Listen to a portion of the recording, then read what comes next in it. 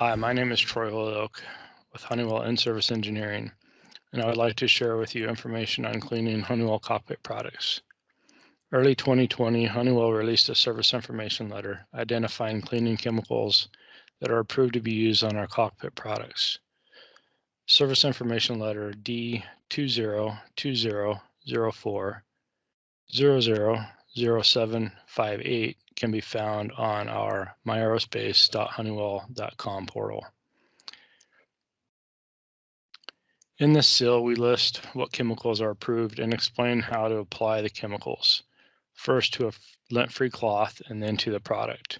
We have received questions regarding this process, so I'm here to share with you information pertaining to applying liquid chemicals to Honeywell cockpit products. Using a lint-free cloth and approved cleaning solution, spray the applied solution directly on the lint-free cloth. Do not spray directly on the product. Most products have a moisture seal, but excess liquid could potentially pass into the products, causing damage. Applying it to the lint-free cloth first, you prevent any excess liquid from running past the moisture seal.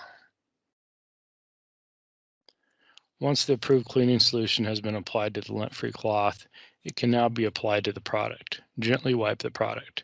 If the cloth gets dirty as you are wiping, make sure to use a clean area of the cloth so you don't rub debris into the product. Abrasive debris can cause scratches to the product. Use extra caution when cleaning a glass display product, as the cover glass can easily be scratched. I hope this information helps you better understand the proper cleaning process for Honeywell cockpit products. Thanks for watching.